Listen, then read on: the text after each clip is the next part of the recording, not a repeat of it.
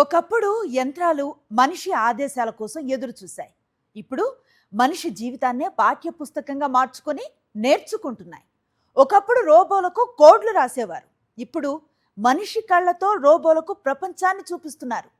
మనిషి చేతులతో చేసే పనులను మనిషిలాగే అర్థం చేసుకోవటం నేర్పిస్తున్నారు. గిన్నె కడగడం నుంచి బట్టలు మడత పెట్టడం వరకు, తలుపు తెరవటం నుంచి వంట చేయటం వరకు ప్రతి కదలిక ఇప్పుడు డేటాగా మారుతోంది. ప్రతి అలవాటు ఇప్పుడు ఒక ఆల్గరిథంగా మారుతోంది. ప్రతి అనుభవం ఇప్పుడు యంత్రాల జ్ఞాపకంగా మారుతోంది. ఈ మార్పు వెనుక ఉంది ఒక కొత్త ప్రపంచం, ఆర్టిఫిషియల్ ఇంటెలిజెన్స్ ప్రపంచం, రేపటి హ్యూమనాయిడ్ రోబోల ప్రపంచం. ఈ ప్రపంచానికి కావాల్సిన శిక్షణ ఇప్పుడు మన ఇళ్ల నుంచే సేకరించబడుతోంది, మన జీవన విధానాల నుంచే రూపొందుతోంది, కోట్లాది మంది మనుషుల అనుభవాల నుంచే నిర్మించబడుతోంది. అందుకే ప్రపంచ టెక్ దిగ్గజాల చూపు ఇప్పుడు భారతదేశంపై పడింది. కోట్లాది ఇళ్ళు, లక్షలాది జీవన శైలులు, అంతులేని వైవిధ్యం ఇండియాను ప్రపంచ ఏఐ పరిశ్రమకు కీలక కేంద్రంగా మార్చాయి. కానీ ఈ డిజిటల్ విప్లవం వెనుక కొన్ని అసౌకర్యమైన ప్రశ్నలు కూడా వినిపిస్తున్నాయి. డేటా ఎవరిది? గోప్యతకు హద్దులెక్కడా? యంత్రాలకు తెలివి నేర్పే క్రమంలో మనిషి తన వ్యక్తిగత ప్రపంచాన్ని ఎంతవరకు పంచుకుంటున్నాడు? రేపటి రోబోల భవిష్యత్తు కోసం నేటి మన జీవితాలు ఎలా డేటాగా మారుతున్నాయి? ప్రపంచాన్ని మార్చేస్తున్న ఆ సైలెంట్ రెవల్యూషన్ కథే ఈరోజు బిగ్ స్టోరీ. ఇంట్లోకి వచ్చే సర్వీస్ ప్రొఫెషనల్స్ బాడీ కెమెరాలతో వీడియోలు రికార్డ్ చేస్తున్నారా? ఆ వీడియోలను ఆర్టిఫిషియల్ ఇంటెలిజెన్స్ ట్రైనింగ్ కోసం ఉపయోగిస్తున్నారా? బెంగళూరుకు చెందిన స్టార్టప్ ప్రోంటోపై సోషల్ మీడియాలో వచ్చిన ఆరోపణలు ఇప్పుడు ప్రైవసీపై పెద్ద చర్చకు దారితీశాయి. అయితే తాము కస్టమర్ల అనుమతి లేకుండా ఎలాంటి రికార్డింగ్స్ చేయటం లేదని సంస్థ స్పష్టం చేసింది. అసలేం జరిగింది? ఈ వివాదం ఎందుకు చర్చనీయాంశమైందో చూద్దాం. ఇళ్లకు వచ్చి సేవలు అందించే ప్రొఫెషనల్స్ బాడీ కెమెరాలు ధరించి వీడియోలు రికార్డ్ చేస్తున్నారని బెంగళూరుకు చెందిన ఫ్రాంటో అనే స్టార్టప్ కంపెనీపై ఆరోపణలొచ్చాయి. సోషల్ మీడియా వేదిక ఎక్స్లో హర్ష్ ఉపాధ్యాయ్ అనే యూజర్ చేసిన పోస్ట్తో ఈ వివాదం మొదలైంది. ఎంపిక చేసిన కొన్ని సర్వీస్ జాబ్స్లో చిన్న అవుట్వర్డ్ ఫేసింగ్ కెమెరాలను ఉపయోగిస్తున్నారని ఆయన పేర్కొన్నారు. అంతేకాదు ఈ వీడియోలు భవిష్యత్తులో ఫిజికల్ ఏఐ, రోబోటిక్స్ ట్రైనింగ్కు ఉపయోగపడే డేటాగా మారవచ్చునని ఆరోపించారు. దీంతో వ్యక్తిగత గోప్యతకు ముప్పు ఏర్పడుతుందంటూ సోషల్ మీడియాలో పెద్ద ఎత్తున చర్చ మొదలైంది. ఈ వివాదం పెరగడంతో ఫ్రాంటో అధికారికంగా స్పందించింది. తమ సర్వీసుల్లో కెమెరాల వినియోగం డిఫాల్ట్ విధానం కాదని స్పష్టం చేసింది. కస్టమర్ స్వచ్ఛందంగా అంగీకరించినప్పుడే ఈ పైలట్ ప్రోగ్రాం వర్తిస్తుందని తెలిపింది. కెమెరాలతో వచ్చే ప్రొఫెషనల్స్ కేవలం ఆ ప్రోగ్రాంలో భాగమైన కస్టమర్ల వద్దకే వెళతారని వివరించింది. అంతేకాదు ఓసారి ఇచ్చిన అనుమతిని శాశ్వతంగా పరిగణించమని, ప్రతి బుకింగ్కు ముందు మళ్లీ సమ్మతి తీసుకుంటామని పేర్కొంది. ప్రస్తుతం ఈ ప్రయోగాత్మక కార్యక్రమం తమ మొత్తం కస్టమర్లలో కేవలం 0.1% మందికే పరిమితమైందని వెల్లడించింది. డేటా సేకరణ, ప్రైవసీ అంశాలపై వస్తున్న విమర్శలకు కూడా ఫ్రాంటో సమాధానమిచ్చింది. భారతదేశ డిజిటల్ పర్సనల్ డేటా ప్రొటెక్షన్ చట్టం ప్రకారం అన్ని నిబంధనలను పాటించేలా నెలల తరబడి సన్నాహాలు చేసిన తర్వాతే ఈ పైలట్ కార్యక్రమాన్ని ప్రారంభించామని పేర్కొంది. ఈ తరహా సాంకేతిక ప్రయోగాలు చేస్తున్నది తాము మాత్రమే కాదని కూడా స్పష్టం చేసింది. అయితే వ్యక్తిగత నివాసాల్లో జరిగే కార్యకలాపాల వీడియోలు ఏఐ ట్రైనింగ్ కోసం ఉపయోగిస్తే భవిష్యత్తులో డేటా భద్రత, గోప్యత అంశాలు మరింత కీలకంగా మారతాయని నిపుణులు అభిప్రాయపడుతున్నారు. ఈ వివాదం మధ్య మరో ప్రముఖ హోమ్ సర్వీస్ సంస్థ అర్బన్ కంపెనీ కూడా స్పందించింది. తన ప్లాట్ఫామ్లో ఇలాంటి వీడియో రికార్డింగ్ పద్ధతులు లేవని, భవిష్యత్తులో ప్రవేశపెట్టే ఆలోచన కూడా లేదని సంస్థ సీఈఓ అభిరాజ్ సింగ్ బాల్ స్పష్టం చేశారు. కస్టమర్ల నమ్మకమే తమ వ్యాపారానికి పునాది అని, ఇంటి లోపల రికార్డింగ్లకు తాము ఎప్పుడూ మద్దతు ఇవ్వలేదని పేర్కొన్నారు.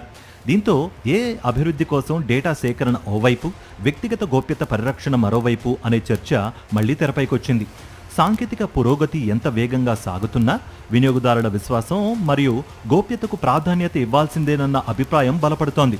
ఒకప్పుడు ఇల్లు అనేది ఆ కుటుంబానికి మాత్రమే చెందిన ప్రపంచం. కానీ ఇప్పుడు అదే ఇంటి లోపల జరిగే ప్రతి కదలిక, ప్రతి చర్య, ప్రతి పని ఓ యంత్రానికి పాఠంగా మారుతోంది. బెంగళూరుకు చెందిన ఫ్రాంటో స్టార్టప్ చుట్టూ మొదలైన వివాదం కేవలం ఒక కంపెనీ గురించి కాదు, రేపటి ప్రపంచం ఎలా ఉండబోతోందో చెబుతున్న హెచ్చరిక.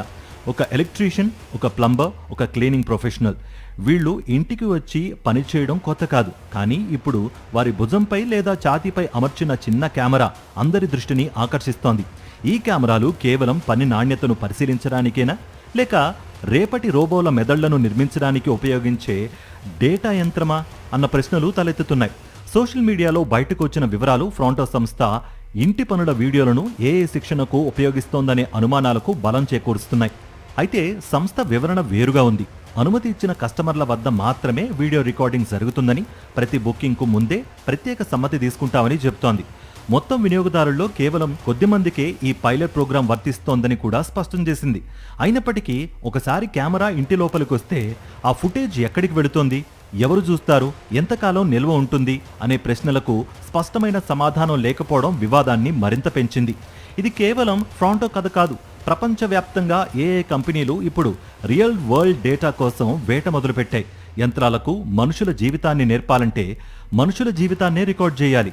అందుకే ఇళ్ళు, ఆఫీసులు, ఫ్యాక్టరీలు, ఆసుపత్రులు అన్నీ కొత్త డేటా మైనింగ్ కేంద్రాలుగా మారిపోతున్నాయి.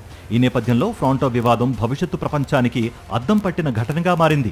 ప్రపంచంలోనే అతిపెద్ద జనాభా, వేల రకాల జీవన శైలులు, కోట్లాది ఇల్లు, ఇప్పుడు ఇవన్నీ భారతదేశాన్ని ఏఐ పరిశ్రమకు బంగారు గనిగా మార్చుతున్నాయి.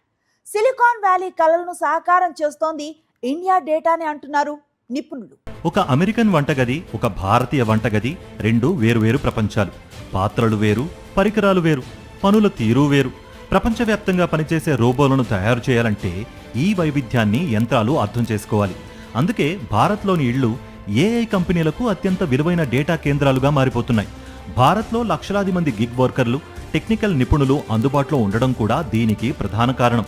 గంటల కొద్దీ వీడియోలు రికార్డ్ చేయడం, డేటాను లేబుల్ చేయడం, కదలికలను విశ్లేషించడం వంటి పనుల్లో భారతీయులు కీలక పాత్ర పోషిస్తున్నారు. ఒకప్పుడు బీపీఓలు, ఐటీ సేవలతో ప్రపంచానికి వెన్నెముకగా నిలిచిన భారత్ ఇప్పుడు ఏఐ శిక్షణలో కూడా అదే స్థానం సంపాదిస్తోంది.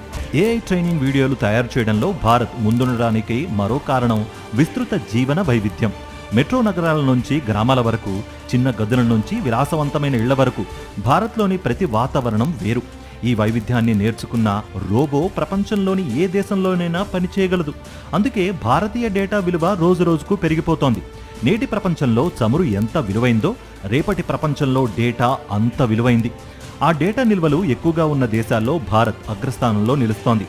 అందుకే ప్రపంచ ఏఐ కంపెనీల దృష్టి ఇప్పుడు భారత గృహాలపై నిలిచింది. ఒక చిన్నారి నడక నేర్చుకోవాలంటే తల్లిదండ్రులను చూస్తాడు. ఇప్పుడు రోబోలు కూడా అదే చేస్తున్నాయి. పుస్తకాలు చదవటం కాదు, వీడియోలు చూడటం, ఆలోచించటం కాదు, అనుకరించటం. మనిషి చేసే ప్రతి కదలిక, ప్రతి పొరపాటు, ప్రతి అలవాటు ఇప్పుడు యంత్రాలకు పాఠ్యాంశంగా మారుతోంది. రోబోలకు ఇంటి పనులు నేర్పించడం అంత సులువు కాదు. ఒక కప్పును ఎత్తడం నుంచి గిన్నె కడగడం వరకు ప్రతి పని వెనుక వందల సూక్ష్మ కదలికలుంటాయి. అందుకే ఏఐ కంపెనీలు హెడ్ మౌంటెడ్ కెమెరాలను ఉపయోగిస్తున్నాయి. మనిషి కళ్లల్లో ప్రపంచం ఎలా కనిపిస్తుందో అదే దృశ్యాన్ని రోబోలకు చూపిస్తున్నాయి. దీనినే ఎగోసెంట్రిక్ డేటా అంటారు. అంటే మనిషి చూసినట్లే యంత్రం కూడా చూడటం. ఇక్కడ కెమెరా మాత్రమే కాదు, కళ్ళ కదలికలను గుర్తించే ఐ ట్రాకింగ్ గ్లాసెస్, చేతి ఒత్తిడిని కొలిచే ప్రెషర్ సెన్సార్లు, వేళ్ల కదలికలను పట్టుకునే మోషన్ ట్రాకర్లు కూడా ఉపయోగిస్తున్నారు. ఒక ప్లేట్ను ఎంత బలంగా పట్టుకోవాలి, బట్టలను ఎక్కడ ఎలా మడవాలి, కత్తితో కూరగాయలు కోసేటప్పుడు వేళ్ల కదలికలు ఎలా ఉండాలి అన్న ప్రతి అంశాన్ని డిజిటల్ భాషలోకి మార్చి ఏఐకి అందిస్తున్నారు. ఇంకాస్త ఆసక్తికరమైన విషయం ఏంటంటే రోబోలకు విజయాలే కాదు, వైఫల్యాలు నేర్పిస్తున్నారు.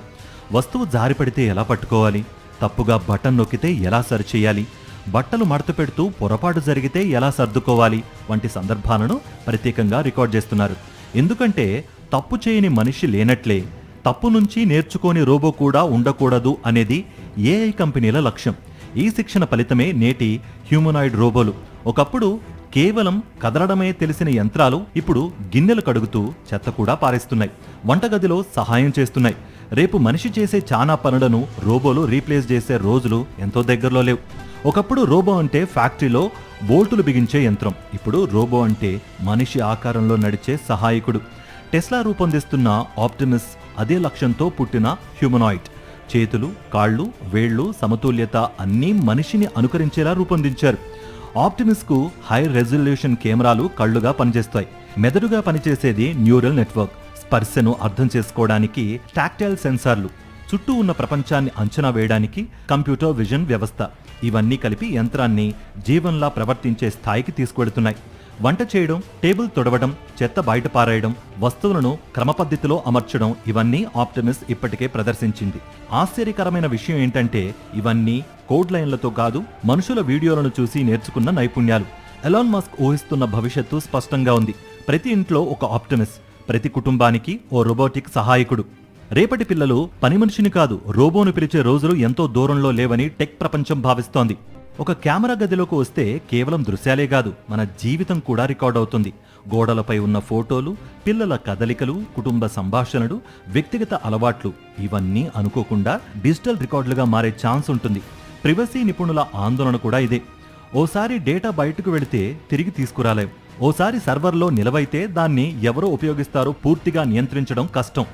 భవిష్యత్తులో డేటా లీక్ అయితే అది కేవలం ఇన్ఫర్మేషన్ లాస్ కాదు, వ్యక్తిగత జీవితాన్ని కోల్పోవడమే. డేటా ప్రైవసీతో పాటు ఇప్పుడు వస్తున్న మరో పెద్ద ప్రశ్న. నేడు మనిషి చేసే పనిని రికార్డ్ చేసి రోబోకు నేర్పుతున్నారు. రేపు అదే రోబో ఆ ఉద్యోగాన్ని భర్తీ చేస్తే ఆ భయం ప్రపంచవ్యాప్తంగా కార్మికుల్లో పెరుగుతోంది. అందుకే కొందరు దీనిని డిజిటల్ విప్లవం అంటుంటే మరికొందరు నిశ్శబ్ద ఉపాధి సంక్షోభం అంటున్నారు. టెక్నాలజీని ఆపలేం, పురోగతిని నిలిపేయలేం, కానీ నియంత్రించవచ్చు, గోప్యతను రక్షించవచ్చు, పారదర్శకతను నిర్ధారించవచ్చు. లేకపోతే రేపు మన ఇళ్లు స్మార్ట్గా మారేలోపు మన వ్యక్తిగత జీవితాలే పబ్లిక్ డేటాబేసులుగా మారే ప్రమాదం ఉందని నిపుణులు హెచ్చరిస్తున్నారు. ఇది ఇవాల్టి బిగ్ స్టోరీ. మరో ఇంట్రెస్టింగ్ టాపిక్ తో మళ్ళీ కలుద్దాం. Stay tuned to Sakshi.